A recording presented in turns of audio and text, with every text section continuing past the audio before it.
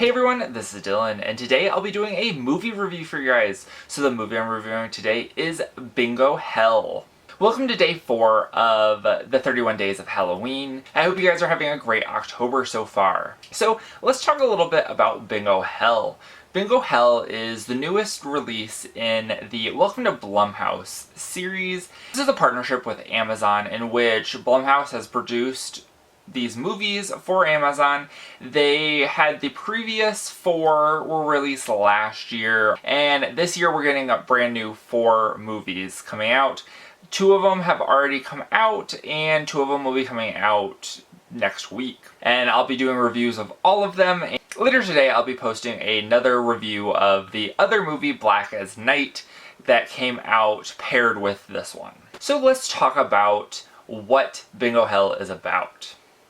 So we are following Lupita, who is an older woman. She's living in the now gentrified community of Oak Springs. And she's there. She is kind of one of the people that hosts the local bingo night where all of her friends come out and they all play bingo together.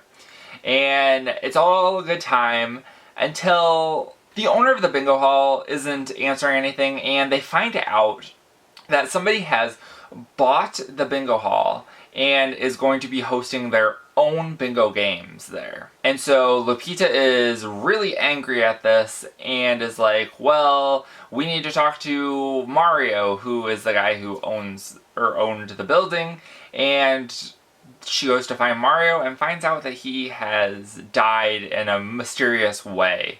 And her and Dolores, who is one of her friends, and then also some other people in the group of her friends, go to this new bingo night, and they walk in and it's like a casino. It's a lot higher scale than what they're used to putting on. And there's more people in the town that are there, and the prize for that night, if you get a bingo, is $10,000, which is like ridiculous. And every night the prize gets larger and larger. So Lupita really is trying to figure out what's going on and how she's going to save her little town of Oak Springs from this crazy guy. And that's where I'm going to leave the synopsis. One of the real big themes in Bingo Hell is gentrification and community. And so we find out that Lupita is not happy at all with the gentrification that's going on. There's literally a scene where there's like a hipster coffee shop, and Lupita goes and like kicks the sign down and is like, oh, I'm sorry, and really like she did not like that. And when she realizes what's happening, she tries to get her friends to rally behind her and try to take down this new bingo hall and get back to some semblance of what they used to have. And we find out that all of her friends have other problems going on in their life, particularly Dolores, which seems to be one of her close friends, but they squabble a lot, but they love each other. And so she has her grandson and her daughter-in-law that live with her, and there's problems in that relationship. And so Lupita's trying to get these friends to help her, but they're like, well, we've got our own problems. We don't really need to help. We've helped you, and we've stayed here in this town because of you, but what do we have to show for it? We don't have anything. And so they're really upset. And this whole idea of gentrification is taking over, and what the town that they used to know is turning into a town that they don't know anymore.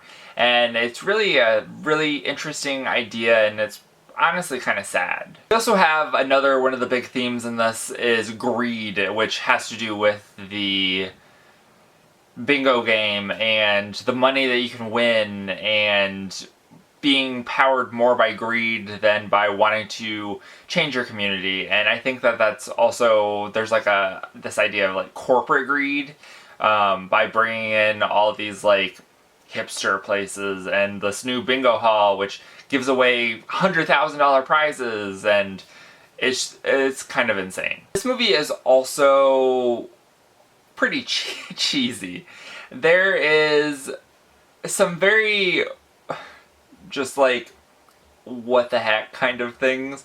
Like there's one scene in particular when Lupita is, I think she's like maybe hallucinating, but there's bingo balls that like roll up to her feet one at a time, and it ends up spelling out "you lose" on it. Like that's pretty cheesy.